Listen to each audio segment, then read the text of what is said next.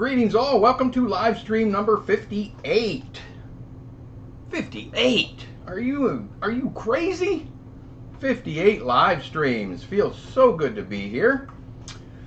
Let's see who's joining us today. I apologize. It's so hot everywhere in the country right now. So my AC is going to be running pretty regularly throughout the live stream. And as you know, I don't have a separate mic. So you're going to hear the AC, the air conditioner. Apologies. Cecil is here. Greetings, my friend. There's Jeffrey here. Lyle, as usual, is here. Steven's here. Hello, Steven. Radios is here. Did not to get. I know so little about this notification process for live streams, Jeffrey. I wish I knew why you weren't getting them. That stinks. I don't know. Maybe I need to look deeper and see if there's a setting I need to take care of. Remjet's here. Hello, Remjet. Oh, how do I miss Bonnie? 1 minute early. Hey, Bonnie. Your name came up, Bonnie, in Ben's live stream Friday. I was able to catch a small part of Ben's live stream. Radio says Minolta D10 works. That's always good news. It's always good news when you buy a used Super 8 camera, put batteries in it, and it actually fires up. I mean, that's step one. Now, whether it works great, we'll see, but at least it runs. The usual suspects are here. That's right, Cecil. Barry's here. Hello, my friend. Uh-oh, Jeffrey. I fell off the wagon and bought a film camera. I have not bought anything in about 7 months. I have been, you know what? I just jog next to the wagon these days. I just succumb to the fact that, or come to the realization that I'm just going to buy Super 8 cameras when the opportunity presents itself. Hey, Mike. Mike says, Heidi hi, cats and kittens. Meow. Live stream 58. Yes. Hey, Jim. Jim is here. We're going to talk about Jim here in 1 second. Just for a second. Jedediah is present. Hello, Jeff. How are you, my friend? I'm here, but driving right now. Oh, that's quite all right. You can always rewind it later. Super Cine 100. Hello there. How are you? Butch Magnum made it. Nice. Greetings. Package sent last Tuesday and still in transit, arriving 9/3. I will keep an eye out for that. On that, I have I've received some bad news, some bad family news recently. Tragedy just seems to keep striking. This one really hit hard because I love my sister Lori more than you guys will ever know. She's my one sibling that lives in Indiana. Well, she just lost her son, and it's very difficult to talk about. So anyway, the point is we're going to be leaving. My wife and I. We are flying up the end of this week to be with her. And we're going to be there through next week's live stream. So, we're not going to be here for next live. There will be no live stream next Sunday. Thank you. Thank you, guys. I appreciate it. Thank you. Thank you, Jim. Hey, Aaron. How are you, buddy? So, anyway, I love you, Lori. I don't know if you're watching this right now. You better be doing other things. But we will see you in just a few days. So anyway, no live stream next Sunday. I will try my best to put a reminder up. I probably won't be able to because I'll be traveling. So just keep that in mind, guys. We'll catch up the following Sunday. Thank you guys so much. Really, I appreciate it. I really do appreciate it. I've had some really good conversations with her, and I can't imagine the pain that she's going through. I have 2 kids of my own, so it's very difficult for her and for all of us, but mainly her and his father, her ex-husband. So they're wonderful people, all of them. So anyway, I don't want to dwell on that right now. That's for our family when I get there. I just want to let you guys know why I will not be live streaming next week. And we're here, live stream 58. I have some things I want to talk about. Thank you, Jeffrey. Thank you. I appreciate it. Stephen is here. New World Film. Thank you, Stephen. Did I not bring it over here? Oh, yeah, I did. Stephen sent me found film. I love when I get found film from people. Stephen sent me this one little challenging role. This is pretty much the same as Kodachrome 40. So, and it's fully exposed. You can see exposed on the side. So thank you, Stephen. I always appreciate when people send me found film because then it's not lost. Thank you, Aaron. I appreciate it. Family first. Yes, Barry. I agree. So, thank you, Stephen. Oh, it's going to be a challenge. I know. The looks of the label. The label's really rough. So this is going to be a tricky one. We're going to do our best. I have done focal film in the past. This is K12 processing, so we're going to do it in black and white, and we're going to do our best. I'm going to add it to my long list of found films that I need to catch up on. Speaking of found films, let's talk about Jim Cahill. Jim is here in the comments. Jim sent me not only this, which is film pretty much he knows, I know, and most of us know that it's good practice film. Jim wasn't interested overly so in working with this film, and I don't blame him. Most people are not. He knows I like to experiment with it. So he sent these. These are all sealed K2s and K40s, and there's a roll of Ektachrome 160, one of the older rolls. Let's see, expiration 84. That's the newer version. So these will be fun to experiment with. Thank you a million, Jim, for sending these along. But even more importantly, he sent this.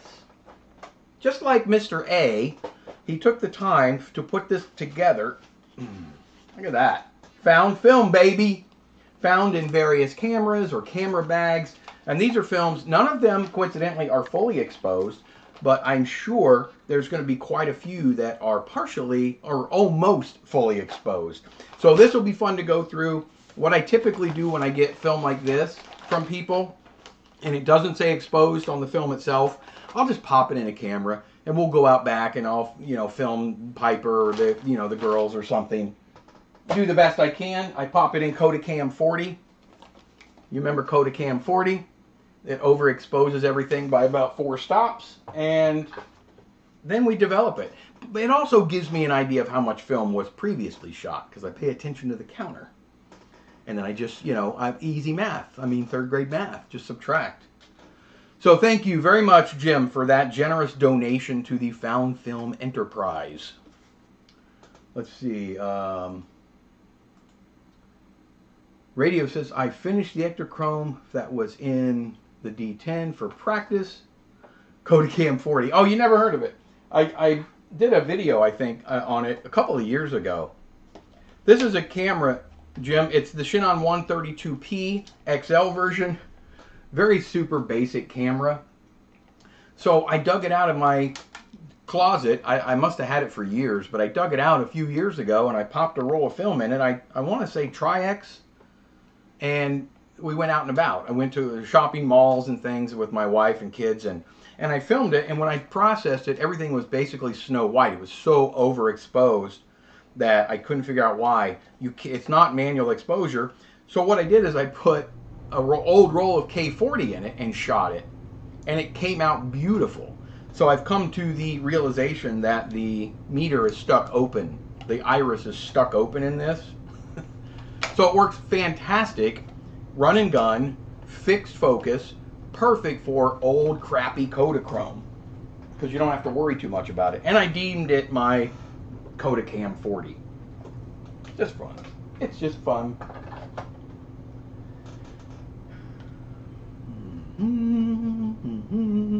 Cool. I love my Shinnons. Yeah, I like that Shinnon 200. I have several back there in the film camera closet back there.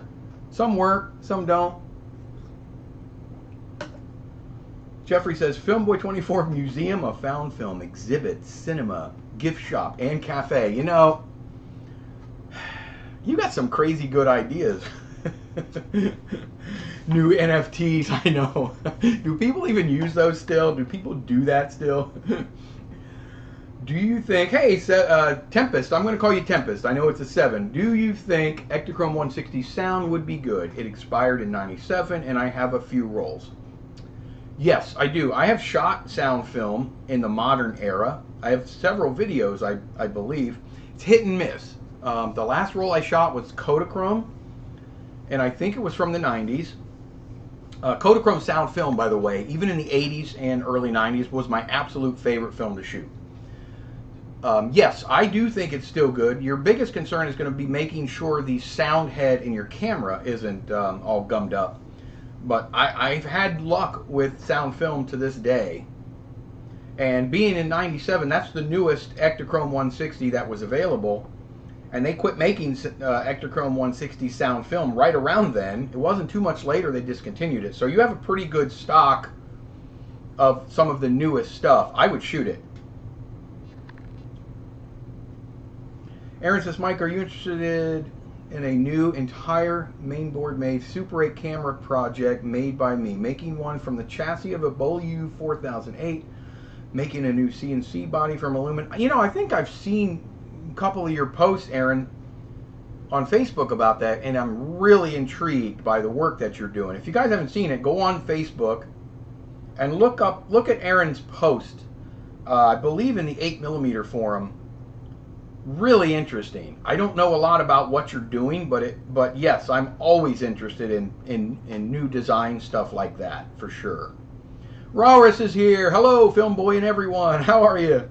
Russell is here. Hey, Russell.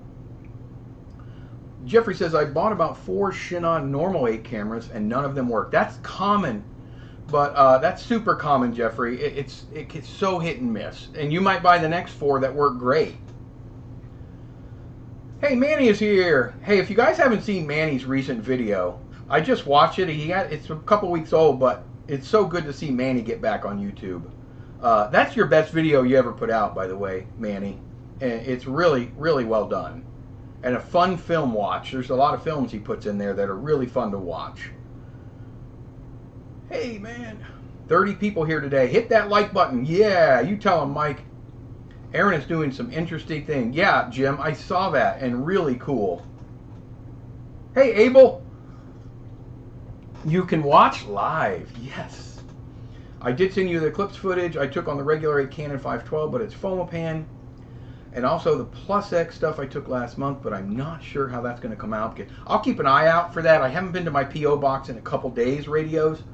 But I will get there before I fly out on Thursday. If not, it will be safe and sound. The post office will keep it safe. Hey, Eric, how are you? Thanks for joining. Yeah, my pleasure, Manny. I made a comment that you just seem so natural and you're yourself. You're being yourself, and I like that about your videos. Yeah, man. New T.O. Manny's World video. I know, it's a good video. I went to a charity flea market. They had a Kodak Brownie 8mm and an Argus Super 8 projector. They were not in the best shape, so I passed. Yeah, I don't get the old 8mm stuff. I won't get it unless it's in really good shape, for sure. Bonnie says, by the way, someone finally did it. Shoot a whole YouTube. I know, Barry sent me that. That's cool. That was really cool, Bonnie. A guy shot an entire YouTube video in 35mm. He did it at a rental house, I believe it was. Barry can back me up on that. And he used their equipment. He bought the film and processing, whatever. It is amazing, the quality. He even shows kind of the difference between 35 and then he used a Super 16, and it's a really fun video. I can't remember offhand the name of the channel, but I watched it as soon as Barry sent me the link. Joseph is here. Hello, Joseph. Good morning, Mr. Long. Love your show. Thank you very much. It was hilarious about how expensive it was. Shooting the 35, I can't even imagine. Yeah, it would have been cool. And I have to tell you, I even told Barry when he sent it to me, I thought the Super 16 footage, it almost seemed like it was a little more dumbed down than it should have been. I've seen Super 16 look better than it did on that video. Like Super AA. Yeah, I just don't think he wanted Aaron to get into every format known to man. I just feel like it was, I think he was trying to show like the high-end stuff. Even though he did show Super 8 a little bit, and you know, he had those big cardboard cutouts and whatnot. It was kind of neat, but yeah, I think it would be a lot ask to do all of the formats. So, okay, yeah, production facility, Barry, thank you. So I got a question for you guys. Have you ever heard of a film? I tried to look it up and I can't find it. There's a little film. Here's a still frame I found from, I think it was my buddy Jake. he goes by Cove Race or something like that on YouTube. But he sent me, this is from a year or so ago. Like, he sends me sometimes film reels and stuff. He sent me that film from last week that we showed of the that plant that makes the air gas and whatnot. But this was a film. It was a Charlie Chaplain film. So there's a still frame in Roaming Romeo. So my wife and I searched and searched and searched. Hey, Gordon! And we could not find a film. There's a still from the film itself. Sure looks like Charlie Chaplin. And I can't find anything by that name with Charlie Chaplin in it. There is a couple of Roaming Romeo films from the 20s or 30s. Anyway, that's just a quick, fun aside. I thought would be kind of neat to just show you. But I can't find it. I cannot find that movie with Charlie Chaplin in it anywhere.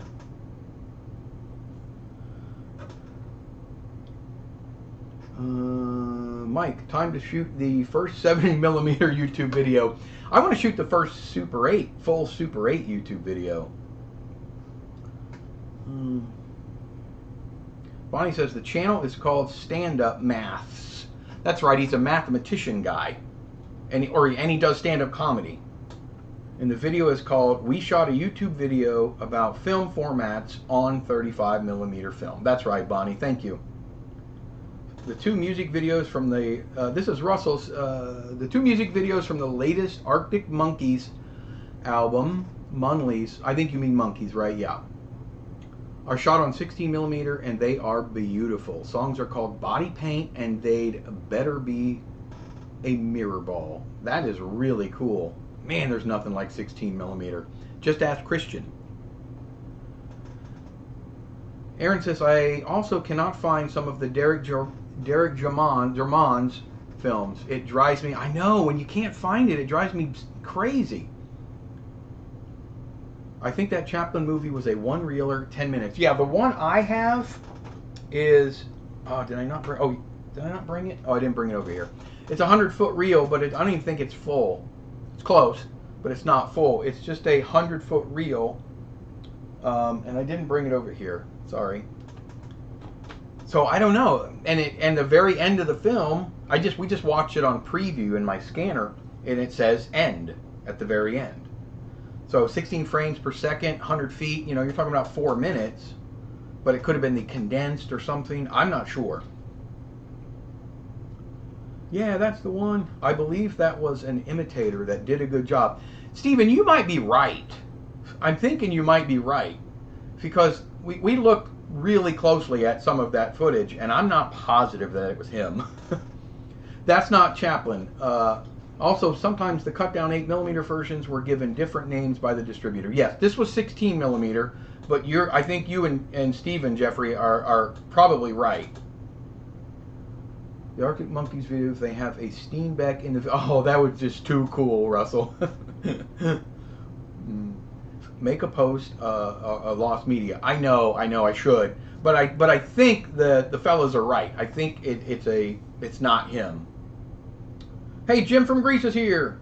Hi, all from hell again. It's hot. My town area. About a week now, we have one of the Curse of Pharaoh million-depth flushes from a lake who came in I'm sorry, I'll butcher it. Gulf. We cannot breathe. Oh, I'm sorry to hear about that, Jim. That's terrible. Oy. You need a vacation. You need a holiday. I bought some new books, new to me. Simply Super 8. Have you guys ever heard of it? I looked up the authors and kind of did a little research on them. I love old, analog, small format books. This one's called Simply Super 8, and it's by Roger Sherman and Barry Schonhott. And what a fun read. Great book. It's what you expect out of all of these books. It tells you how to shoot on Super 8. Right? Fun little aside, Roger Sherman, Academy Award nominee, and still making films to this day, Roger Sherman. This book was published in 1977. Fun book. The other one I bought, Super 8 Movie Making. with these ladies. You know, at first glance, it looks like these ladies are forehead to forehead, but they're actually not. It's a little bit of an illusion. One's actually in the background. Cute picture, and not background, but they're not on the same plane. Super 8 Movie Making Simplified: A Modern Photo Guide by Myron A. Matzkin. Again, very short book. It's 96 pages. It's got some really cool stuff in it. Some of the things you would have used in the 70s and 80s. Some of the techniques, some of the stuff.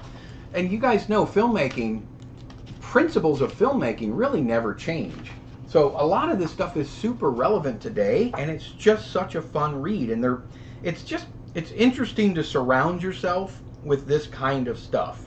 It keeps your creative juices flowing, and that's why I do it. I have so many of these old school filmmaking books, and if you can get them cheap, and usually you can, I got another one coming, I always like to pick them up. It just makes me want to roll film. What'd I miss?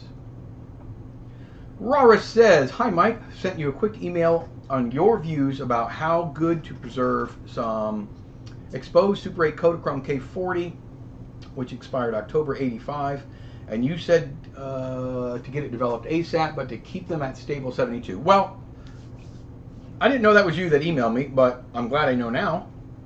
Not that it matters, but I think you asked if you should keep them in the fridge or the freezer. I don't. You can. Well, I have a deep freezer in my garage, and it's full to the top of old film. New film, old film, and I have too much film. In fact, I have to keep a lot of it in my house, and I keep my house at 72 degrees Fahrenheit. It hasn't really been a problem for me.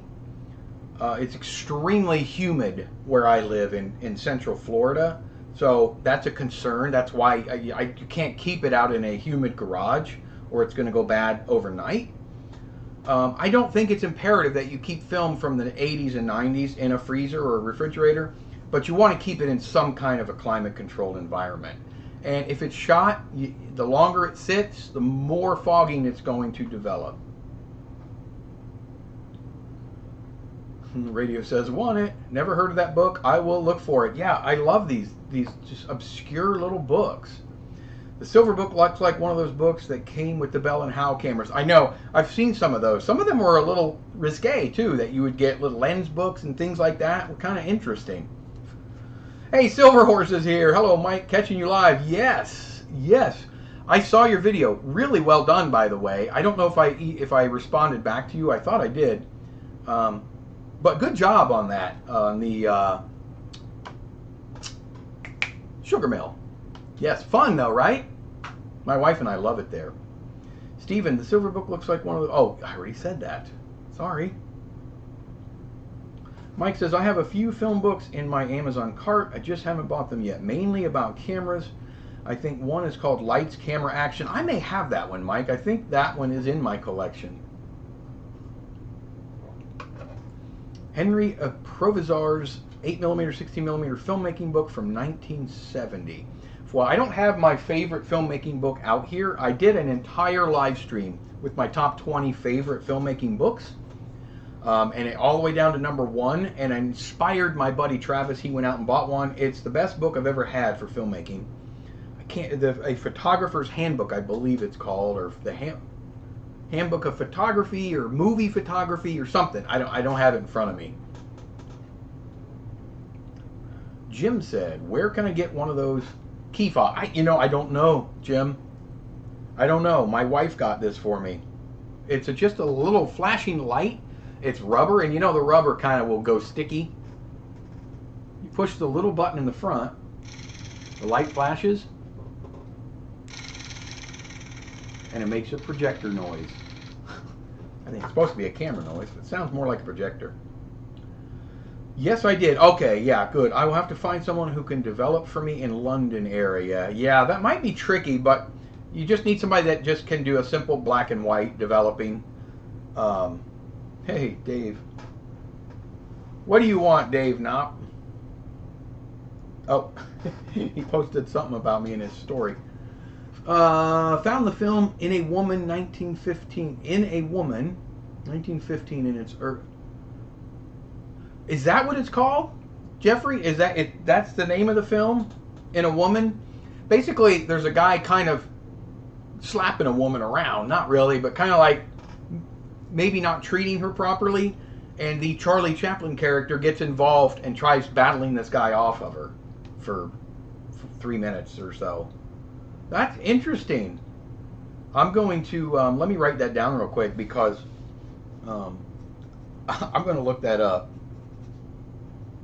In a Woman. Okay. Thank you. Price is like $30 for that lights cam. Is it really for this thing? It's a novelty keychain, like a dollar store thing. Wow. Sorry, I should have responded back to you. Yes, we went to Silver Bell last Saturday. We had a great time. Oh, you mean Sugar Mill? I got you. We had a great time. I would have never known about it had I not seen. Well, that's awesome. Are you guys around here, or did you travel some distance to go to it? Lights. Oh, for the book. Oh, okay. Woo! I got you, Mike.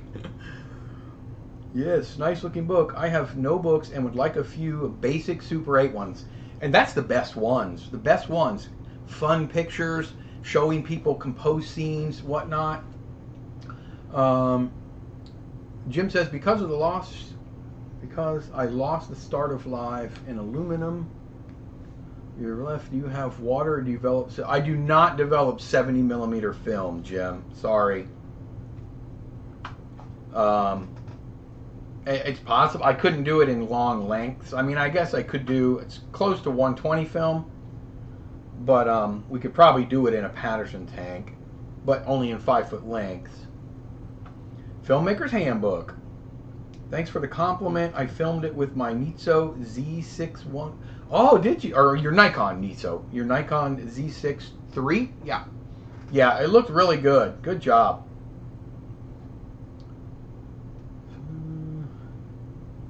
Jim says, tell your wife I will pay her $40 for it if she steals steals it and sends it to me. Funny. Any Philip Grossett's books? I don't know if I know that name. No, the book. Yeah, I know, Mike. If you if have to send film out of the UK, do I have to worry about No, you don't worry about X-ray on K40. I can develop it for you, probably cheaper than anybody you'll ever find, because most people don't mess with old Kodachrome, but you do have to deal with getting it to me. And obviously the cheapest option is that I would process it, scan it, and just send you the digital results, and you don't have to pay for return shipping. But anyway, you know, if it's there, that option's there if you ever want to think about that. A Woman, 1915 film, Charlie Chaplin, silent film, Edna. Oh, okay, that's got to be it then. If you ever shot any stop motion with Super 8, I did. Not a lot, Dave. And by the way, thanks for popping in, Dave. Not, I did, but nothing to speak of. I'm just not good at it. I'm really not. I want someone to do it so I can watch it and enjoy it. It is uploaded on YouTube. Okay, good. I wrote the name down here. I'm going to check it. We should start a site like Buck is, but for film camera manuals. But do they have like everything manuals, right, Stephen? I know which site you're talking about. And I had thought about putting them on my website, Filmboy24.com, just to have a nice collection of anything we could. People can scan their manuals, send the digital files, and I would put them on there. But as you can see, when you go to my site, it's never been finished. So, Rimjet, Rawris, you could ask Ben. Yeah, Ben would be a good option too. He's really good at that stuff. That's a great suggestion, Rimjet, because he's over there. Really good suggestion. Rawris, Zero Budget Film School, Ben Slotover. I know I'm probably not saying his name right, but he's a really good guy, and he does all his process. He's a DIY guy like me, so he would be a really good option over there. Thank you, Remjet. I love Super 8 for slow-mo. Yeah, I know. Silver Horse. We live in St. Augustine. I have an old Browning 8mm camera. I'm thinking about buying some film and paying you for developing. That's good. You let me know. St. Augustine's not far. My wife and I and family just went to St. Augustine Beach a couple weeks ago and hung out for 4 days. My filmmaking partner has a house in St. Augustine. It's okay. Don't worry about the misspelling. Aaron says, do you look for Mike? Do you look for Adrian's post, Mike? His machine, process K4. Yeah, I love that machine, Aaron, and I've seen it several times. But I don't think he processes film for other people, like takes jobs on. If he did, he would be a great option. He has a machine. It removes remjet and everything. Filmboy does a good job. Oh, thank you, Jim. I've done some films for Jim. There are some books from Pathé, How to Shoot on 9.5, but very expensive. Yeah, unfortunately, a lot of these are expensive. Thanks, Mike. Was more worried of it being fogged by X-ray. No, I would not worry about that at all. Oh, Jeffrey. Jeffrey, are you emailing me? Jim Cahill, he does. Oh, thank you, Cecil. Heard Ben isn't too far from me. You might want to reach out to Ben for sure. This is what Filmboy24 used to. That is why Filmboy24 needs to use Squarespace for all your. Then they can sponsor me. They seem to sponsor a lot of creatives. I know. I don't use Squarespace. I use Cheapspace or whatever it's called. I don't know. Thanks for the. Your Remjet. Yeah, definitely look into that. Yeah, film camera manuals would be a great idea. All right, so we're rolling along. We're over halfway in now, and I want to show you guys some stuff. So if I miss some, I hate missing your comments, but I'm going to get through some of this. I want to show you guys a couple of things that are going to be fun. Maybe. Fun. Maybe. I have a film I want to show you really quick, and my wife and I were going back and forth on what year it was shot. You guys remember the film I showed last week, the Regular 8 film that was sent to me by Jake. This is part of that group. It's just a fun little batch of films. He sent me 4 of them. And we think we know when it was shot, especially when I look at the expiration on the box. And I know what the edge code is. But with Regular 8, the edge codes they could be 20 years apart. Regular 8 came out in the 30s, so you know, we got a lot of gap in there for edge coding on Regular 8. So let me show you this film.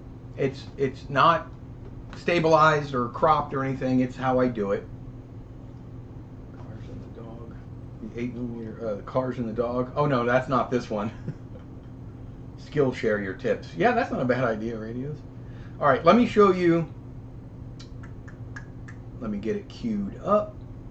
Is that it? Nope. That's it, right there.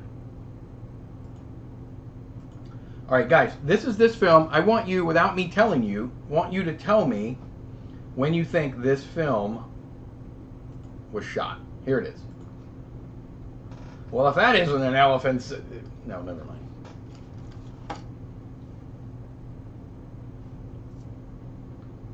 Take note of the people, their clothing, the elephant's butt. And keep in mind, it is black and white, of course, and Regular 8. I have no idea what camera this was. When you scan it, every frame, individual frames, or compressed. No, I scan everything able, uncompressed, and I export everything as an uncompressed individual TIFF files. Steven says, looks like the 30s. Radios, 50s. Jim says 1942. Jeffrey, 40s. Lyle, 50s. Mike, 50s. Steven, or the 40s. 1956. Look at the size of that gentleman. Collars, definitely late 70s. 80s or 60s. Hey, Ben, I'm going with 58, says Russell. Early 50s. Of course, Abel. Men wearing hats, women in skirts, and hairdos. Interesting shoes. 2000 safe. 1800s. Dave says 1973. Gordon says 50s. Hello, Gordon. I don't know. Look at those little guinea pigs. Are those 30s guinea pigs? 70s guinea pigs? I mean, you know. 2005. 1800s. I'm sorry, that's the best. Silverhorse says 1960. Last summer. Year 9999. Hello, Manu. Does look like 60s or 70s now. 2023. What do you think about scanning each frame in 3 plus? Well, that'd be a great idea, Aaron, but my scanner won't do that. I mean, I could just have to scan the film 3 times. Plot twist, it was yesterday. Hey, Katie. 50s. All right, Jeffrey's still on the 1940s. We got about a minute and 45 seconds left. And Jeffrey, I got your email. Thank you. And I'm going to check that link as soon as we're done. Pandemonium. Super Cindy says late 50s. I'm feeling stronger about the 40s the more I see it. I will give you a hint. My wife, oh, it's not a hint. My wife has a degree in fashion design in the 90s. She went to college for fashion design, and she was focused mainly on what the women were wearing and whatnot. I don't remember the end. I think the end of the film shows more people, and she's dead set that she knew exactly when it was. The hat shop shows it for sure. And my dog just came in here because it's thundering. So you guys get to see my dog. I'm going to hold her for a second. Maybe 50, late 40s, early 50s. Hey, Christian. Hey, all. Gorgeous film stock. Kodak Reversal Regular 8, it seems. It is. It's actually, yes, Kodak. I don't know. Oh, it's Kodak, Cine Kodak Super X. Panchromatic film. And there, look at the clothing. Look at the children and mama. Christian, we're taking guesses on what year. Radio says 40s, 50s. Might be the Bronx Zoo. 60s, I would say, says Manny. If they show extinct animals, I can lock it in. Looks awesome. Late 50s. Mamie Eisenhower hat. Very cool footage, by the way. So there it is. 1948, says Dave. My dog is like vibrating, shaking because it's thundering out. She's scared of everything. So I'm going to hang on to her just for a second till she calms down. I'm the only one here. My wife is gone and with Piper to a birthday party, and my other daughter is at another birthday party. So, okay, so basically, I'll tell you guys right now. The edge code on it actually is confusing because the edge code is 2 triangles, which tells me, where did I put it? It's either, where did I put it? Oh, either 1941 or 61 is when it was made. The film says processed before 1946. The front of the box, I didn't notice this until after we scanned it, and actually until today, says Zoo, black and white, 1945. The people are from Cranford, New Jersey. So there you have it. Black and white Super X film from 1945.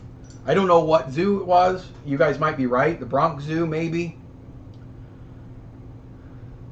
Alarog Gorilla, hello. Christian says, well preserved. Yeah, 50s. Hey, I love the channel. Got my coffee with me first time on chat. Shot a lot on Kodak Brownie Regular 8 when I was a kid. Then Super 8 in the late 70s through the 80s. Zoo footage looks amazing. Hey, thank you. Thank you for being here, first and foremost. It's really cool seeing new people. This is live stream number 58. And I think this is the most people we've ever had. There's over 40 people here right now. So hopefully, I got to put my dog down. Its thunder is letting up. So thank you for joining. What did Dave say? 1948? Okay, so 1945. So most of you were really pretty close. Except maybe not the 1800. That's still the best guess. First Panda in USA was 1936. I'm saying 1940s. Actually made late 40s. Katie. All right, USA might have been, and my wife instantly said that's 40s clothing. Usually I'm good at guessing years. You should have been at the circus guessing people's ages. Barry, missed it by that much. Yeah, you were really close, Barry. 42, and so was Jeffrey. Yeah, and only 16 likes. Come on, people, hit the like button. All right. So now I want to kind of talk about the main event. You guys might have seen him on here. He goes by Jeremiah. And he was kind enough. I did a little work for him, some processing, and he was kind enough to send me a GNOW, a GNOW spiral, movie processing spiral. I've shown it several times. You guys remember. This is the 100-foot spiral to process your very own Super 8 and 16 millimeter and 35 millimeter movie film in 100-foot lengths. Now I have 2 of these already, of the older, original Soviet era tanks, right? And they come with the tank and everything, the spiral. Well, I'm here to tell you, neither one of them worked flawlessly. So I was super excited when he offered to send this to me. And now I'm even more excited that I actually got to use it for the very first time yesterday. That's right, kids, yesterday. I loaded her up. Now, there's going to be a couple things I'm going to talk about. I am going to do a full standalone video based on my experience with the GNOW. By the way, GNOW, G-N-A-L, stands for GNOW, not a LOMO. Pretty brilliant, actually. This is Jeffrey over B. Jeffrey, if I'm pronouncing your last name wrong, I apologize. He and his mom own Pixology Digital Solutions.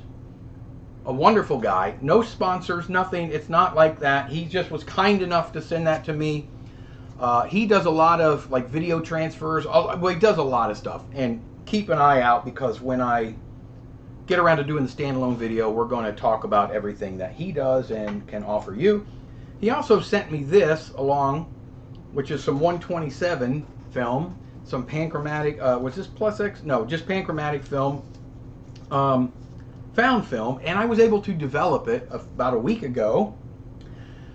And there are 4 or 5 images that I think are going to be super cool, because I think they're vehicles. But I lost and my office is torn apart, but I lost my Epson V600 127 film scan holder that I bought from Negative Solutions. I don't know where it's at. So I'm digging for it. I hate to buy another one. They're 27 bucks, cheap enough, but I may have to. So until that time, just know that I did develop this, Jeff, and there are images, a few images on it, and I think they're going to be kind of interesting. So let's talk now about the GNOW. Okay, so there's a couple things I don't like about it, and there's about 100 things I love about it. It's capable of 100-foot lengths at once, continuous. This was 3D printed. This is not factory made. This was 3D printed by Jeffrey and sent to me to test. It's based on the UPB-1A. It's not based on the 100-foot LOMO type tanks that I have. It's based on the 50-footer. So they don't fit in, they fit, but they can't use them in the 100-foot Russian tanks, unfortunately. So for this test, there's hair on it, I had to use these cheapo Dollar Tree oil pans. See here? Look at that. Just a pan. And they fit pretty darn well. This fits in there. I wasn't going to use Remjet-based film for my experiment. I wanted to use, to be honest with you, I just wanted to throw a roll of black and white film in something, shoot it really quick, try my best at getting an image using the GNOW. So what did I use? Well, I'm going to show you if you settle down. Whoa, I use this. You guys have seen this before, right? This is my lovely Aeroflex 16 ST, and I put a 100-foot load in it. I only have the magazine on it because that's where I store it currently. But I loaded this up yesterday, and I said to my wife, I said, what am I going to film? And she goes, well, I'm getting ready to go get my exercise mowing the lawn, because that's what she does. She mows the lawn. Boy, did I get lucky. She goes, why don't you just film me mowing the lawn? And I said, well, I just need something on film. So I did. I took that out and I filmed her just mowing the lawn. There's a couple quick caveats to my story. Is that the right word? A couple of things I want to say. I used a very old roll of 7276 Plus X. If you guys know me, you know that I love Plus X. I think this is the best cinefilm that was ever produced. Ever. And I'll even say that against any of the color stocks. I have quite a bit of this. The problem is, they don't make it anymore. The other problem is, you really never know how old the roll you're shooting is. Take a look when I open this brand new sealed roll. This is the can. It was rough. It's all rusted to pieces and everything. That didn't scare me. I said, you know what? Plus X holds up well. I'm going to load the camera anyway. There it is. One thing I did not take into consideration, first of all, my wife went out there, we got the mower started, and it was like, oh my God, it takes her about 45 minutes. I got to get set up. So I didn't take into consideration all the things that you're supposed to do when you use a film camera, and that's metering properly and doing all that stuff. So a lot of it is grossly underexposed. I did, towards the end, I decided, let's open these lenses up, and it gets a lot better. But you're going to see, there's a 2-minute film I'm going to show you, and you're going to see that about the first half, I'm sorry, I'm just telling you right now, very underexposed. It gets better, just be patient. The film itself, yes, is. Oh boy, what is wrong with me today? How old is it? 50 years old. It's 50 years old. Hold on one second, guys. Okay, old Plus X, it's single perf. I shot it at 24 frames per second. This roll was manufactured in 1973.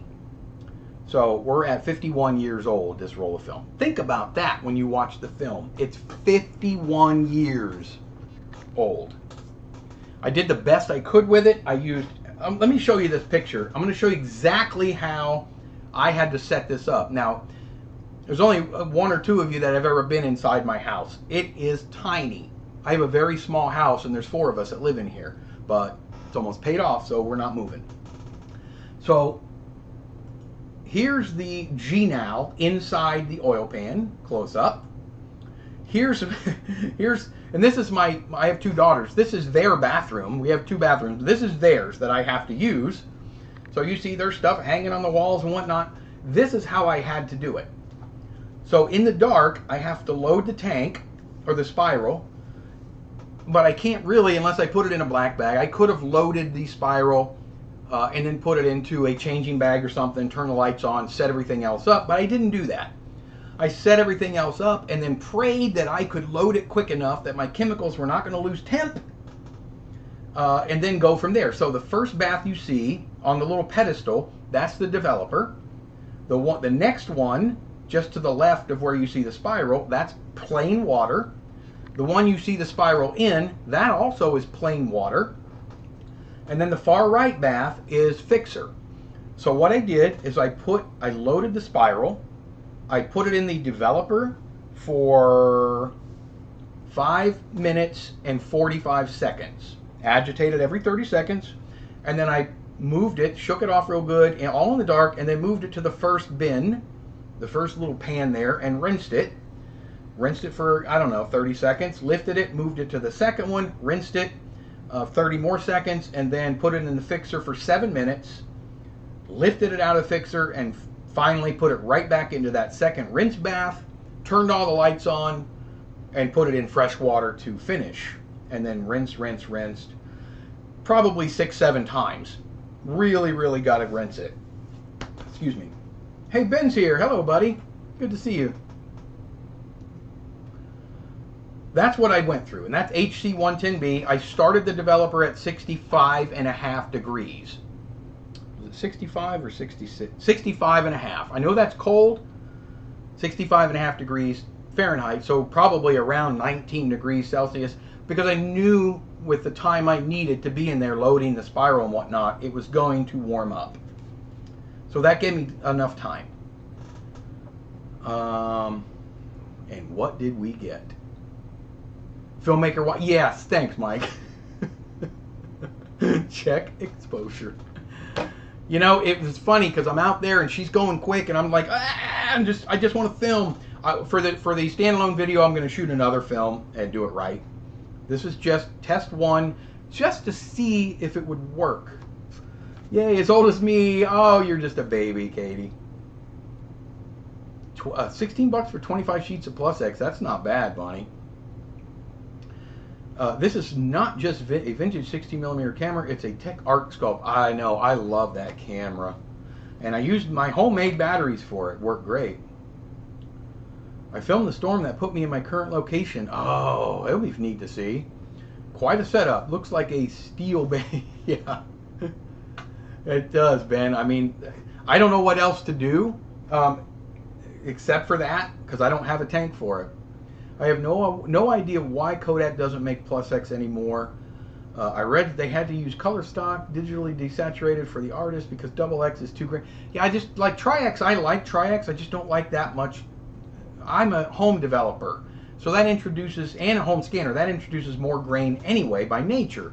So when you use Tri-X, which is a naturally grainy film, it just gets a little too busy for me. Time to buy a backyard shed. I know, I need a whole studio. Love your setup. Thanks, Mike. Full on adventure, bro. I know, Manny. Hey, Rich is here. Hey, everyone. Better late than never. You're right, buddy. Great setup. Thank you. Hey, Joe. All right. So here we go. Keep all of those things in mind.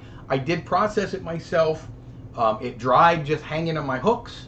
I scanned it myself. You know that.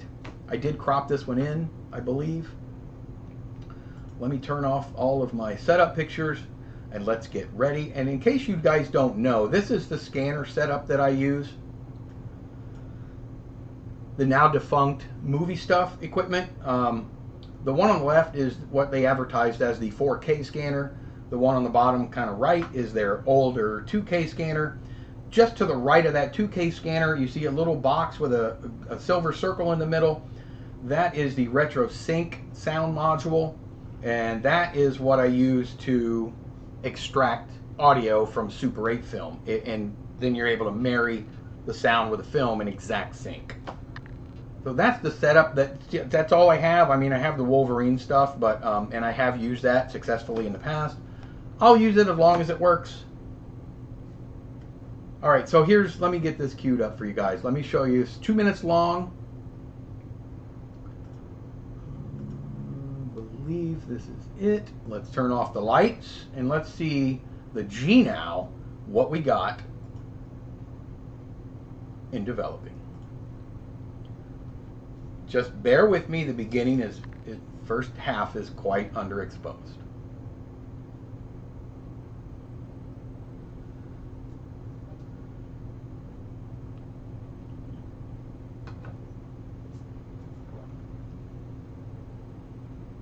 And this was all extremely spur of the moment. Load the camera quick, run outside. Grassroots filmmaking. You're right, Russell. I think the scratches, the vertical scratching you see, I think that's from me wiping the film when it was drying.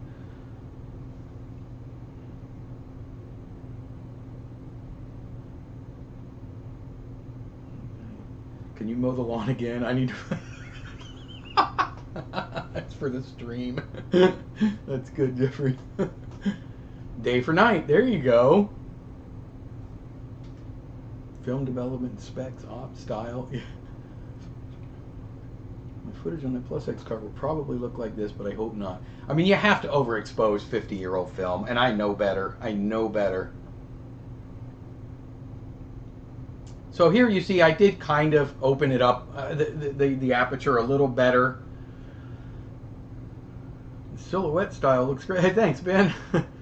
Film is the best time machine we have right now. You're not kidding. A wife, you know, she loves to do the lawn, Abel. She puts her earpieces in and she listens to her books. That's her time. That's her peace. And I am not one to argue with her. Seems more consistent image than the Lomo. It is, Mike, I'm with you. What I was going to say. When the film is done, I'm going to tell you, hey, Jimmy, how are you, buddy? Living naughty. That's my brother, guys.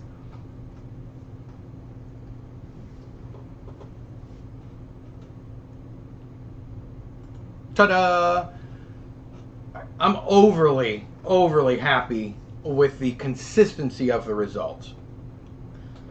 I don't know whether it has more to do with the instantaneous lowering of the film into chemicals versus draining a tank, and it's a slow drain and a slow fill, or it has to do with the fact that this is just a great spiral. I did have a little bit of overlap on the outside. Now I don't know whether I just had too much film on it or it just didn't want to work right on the outside of the film. I had a few feet that overlapped, and you guys know if you develop your own film at home, when you have an overlap, it turns white. When it's touching, film touching itself isn't going to develop. And then when you peel it apart, it's just white. So, manual settings. Clarity not bad. It looks good. The consistency is what I was looking for, to be honest with you. Take away the fact that it was severely underexposed for the most part. Most of the 16mm film that I have shot in 100-foot lengths and processed in the old Soviet-era tanks has this flashing problem that I've dealt with. And I don't know if that is a direct result of pouring the chemicals, like I said, and then adding chemicals, then it takes 30 seconds to fill that tank and to empty the tank. I don't know if that's the issue, or if the issue has something more to do with the spirals themselves. Probably not, because whatever keeps the film separated. I mean, as long as the film's separated from itself, there's no flashing in that footage. And by flashing, I mean you get light spots, dark spots, light spots, dark spots, as you're watching the film. And that's something that we struggle with when we home develop film. I've seen it from a lot of home developers, and again, that's why I think it has probably more to do with the filling and emptying of the chemicals. I'm overly happy with the results that I got from that 51-year-old roll of film. Wolverine suck compared to good professional scanner, but they work okay. Biggest problem is they don't do they don't. I know. I don't know why they can't come up with a 16mm version. That would be great. Love the fine grain. I do too, Barry. Woo! What did Jim Cahill say? I am guessing this was filmed in 1966. Oh, Jim. Lovely grain. Thank you, Cecil. 1966. I wasn't there then. I wasn't here. That Aeroflex is a beauty. Thank you. I love that Aeroflex. Living Naughty. Good afternoon. Living Naughty. He's got a fishing channel. He's got a fun channel. If you guys like fishing, go check it out. Russell says, looks amazing. Thank you, Russell. Adrian Cousins also did the Duncan method for expired film. It gives good consistency. It looks like a pro lab quality. Yeah, once I get the drying down, the drying is where I pick up all of the dust and lint and hair. So once I hopefully one day build a dryer of some sort, that might help a lot. Dunk method is best for 2-roll developments on the Lomo for me. Yeah, I think from now on with 16mm, I might be doing that. The spiral was a breeze to load. It spins really nice on a flat surface without the use of anything, and that's exactly how I did it. I didn't use my board that I usually use. I just held the reel just like this and then spun, and it was flying off the reel.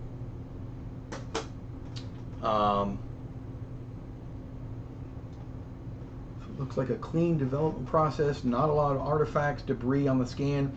Yeah, I think I do wipe it down with Kim wipes very gently as I'm pulling the film off the hooks and winding it up for the first time when it's dry. But I have to be super careful because if I pick up a piece of lint or a piece of debris, it will scratch it. And it adds those scratches. But thank you, Super Cindy. I do like to try to at least wipe it off a little bit before I do the scan.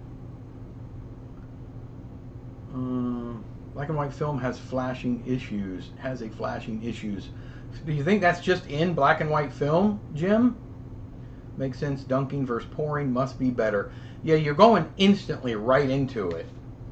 Ben says, in Lomo tank. Random flicker. Yep. Yeah, I don't like it. I just don't feel like... I don't know. I don't know what the solution is. I do know that I didn't see it in this film that I did, and I'm happy with that. Looks great. Loading it was fine. It's just like loading the UPB-1A, Manny. It was easy. It was just... This tank spins clockwise, or this spiral rotates clockwise, right? Turn it clockwise. The UPB-1A rotates clockwise. The Soviet tanks, 100-footers, rotate counterclockwise. And I'll tell you why that's a big deal. When you're finished shooting your 1R film or your single perforated film and you take it out of the camera, it's not oriented properly to load in the Soviet 100-foot tanks. You have to then wind it back onto another spool and then load it. It's kind of hard to understand, but you want the perforations down and you want the emulsion out so that it kind of springs against the side of the tank. It's not oriented in the right direction when you have to turn counterclockwise. So I love that about this spiral. You turn it clockwise, film is already oriented the right way. This is heavy. This is a lot heavier, literally in weight, than the Soviet ones. Not really a big deal, but I feel like the weak point of this is going to be in the center spindle. It feels like sometimes like it might be a little light, like I'm afraid I'm going to break it when I'm doing spinning. When you spin these tanks or these spirals and loading, they get a little heavy. They get weighted down with 100 feet of film, so they start getting difficult to load. I just feel like this might be the only weak point of the spiral, but I don't think it's a big deal. I really don't. I'm probably overthinking it. I wish it was beveled a little bit at the bottom on the edge so that it would fit flatter. That's just for me personally. So that it would fit more flat down in the bottom of this. It sits off of the bottom of this pan just a little bit, just 3 or 4 millimeters. So if this, I think if this edge was beveled a little bit, it would sit flatter for me. That would make it great. It loads differently. You start it the way you do a UPB-1A. You don't start it the way you do a Soviet 100-footer. And the 100-foot tanks from the 70s are not made by Lomo. I know people confuse that, but they are not Lomo tanks. They're just unbranded tanks.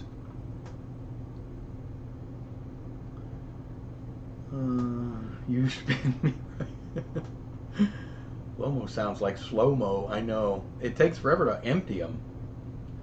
General rule is overexposed by a stop predicament. Yeah, I know. Gee, I know, Remjet. I should have. I wasn't. I was in a hurry. I just set the f-stops where I thought maybe I would be okay. You know, everybody knows plus X is slow speeds film. Outside, no filter, ISO 40. So I should have metered it around 12, you know, somewhere in that range, but I didn't, or 6. I think it's static electricity. Late version. Can you try 50-foot 3D printed spiral for us? Normal 8 people. You know, Jeffrey, I don't print these. I did not print this. This was sent to me very kindly from Jeffrey over at Pixology Digital Solutions. He was kind enough to, you're not going to be able to read that, but he was kind enough to send this to me to test it out. And I am going to do a lot more with it. I don't have a 3D printer. I wish I did. Yeah, maybe Walrus, maybe modify it later. In fact, he and I talked a little bit about some changes.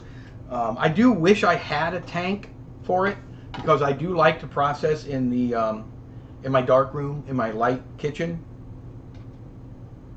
One question I came across a film that was on the Isle of Wight from the early 70s. It is available to watch on YouTube, but it was filmed in 3D. Does that mean it was filmed using 3D? Yeah, it had to have been a 3D camera for that, yes. No, I don't think you could modify it later, that I know of. You have to move the colors around somehow. Been seeing quite a few attempts over the years. Sounds like they got this one right. I know every one I've seen so far, I've almost been afraid to even try one because I've never seen a success story, really. And I've seen people load them, but I've never seen anyone actually use them. I need one. You know, I'm talking with Jeffrey a little bit now about the possibility of him making them, and him, it's all on him. I have nothing to do with this. I was just happy enough to get it. And it does come with all of the parts. He printed all the parts for me. The spacers and whatnot for 35mm. He may print them for people. Again, totally up to him, not up to me. But he wants to make sure that it works. He doesn't want to be responsible if he's printing these for somebody, as you guys well know, and it doesn't work the way it's supposed to, then he's got to deal with all that, and I don't blame him.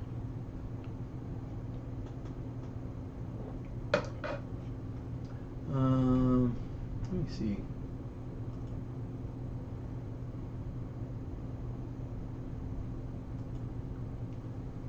Has the stream been flowing okay for everybody? Any slowdowns or issues whatsoever? We had an issue last week or the week before. I need one. I also want to use a Bauer camera even though I shouldn't. Jim says it takes 2 cameras to make 3D film. Lenny Lipton was a genius. Lenny Lipton made 3D Super 8 using 2 Nitsos. Awesome. Stream has been smooth. Okay, good. Thank you, everybody. Must be a 35mm 3D camera or something like the Bolex stereo attachment for H16. Yeah, it definitely wasn't just one regular camera, for sure. Perfect stream. Been fine here. Alright, good. Had to reload once, otherwise fine. Okay, Ben. Yeah, I don't know. I'm looking, you know, I watch it on OBS. I keep an eye on it, and everything seems fine. As I'm moving, it's moving in sync. When I go over to YouTube, like I go over to YouTube right now, and it's showing the film, the 8mm film. So I don't know if it's just super off or slow or buffering or what. All right, so thank you, Jeffrey, so much for sending this to me. I know I've said it before, but I have a lot more testing to do.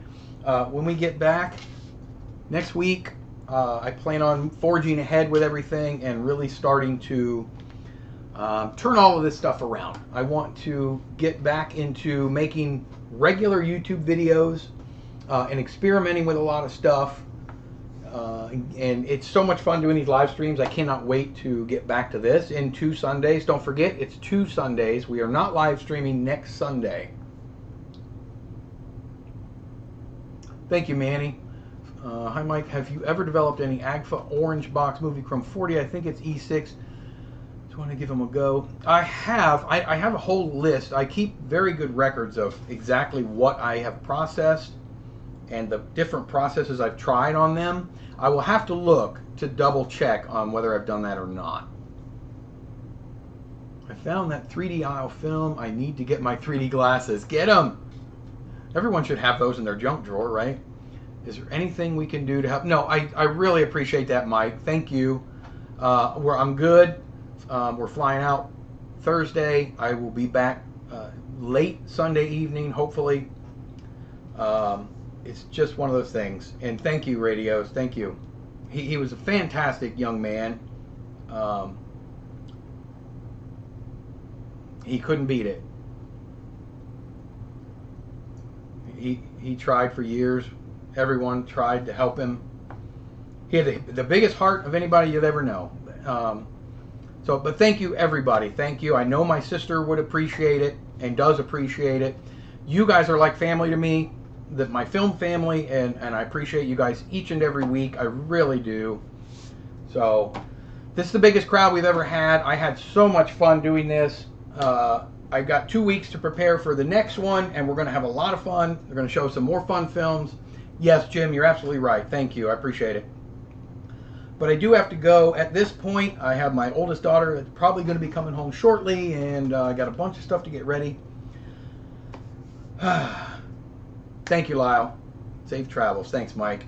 Thank you to everybody that joined this live stream, and I cannot wait for 2 Sundays from now.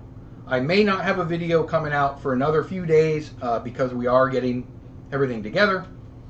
Hit the like button for me if you would. Thank you, Jeffrey. Thank you, Katie, Rawrus, Jim Cahill, Silverhorse, Remjet, Jeffrey. Fine, I'm going to say names. Manny, Cecil, 2000 Safe. Thank you. I love that you're here. Mike and Eric and Dave Knopp. I know you're in there somewhere. And Russell. Who did I miss? Alarog. Bonnie. I didn't miss you, Bonnie. You've gotten me plenty of times. I can miss you. You've gotten me. Rawrus, Radios. Barry, there he is. Super Cine, thank you, buddy. Guys, I'll see you in 2 weeks. Manu, thank you. Ian, thank you. 2 weeks. Lyle and Bent and Jeffrey and the other Jeffrey and love you guys. I'll see you in 2 weeks.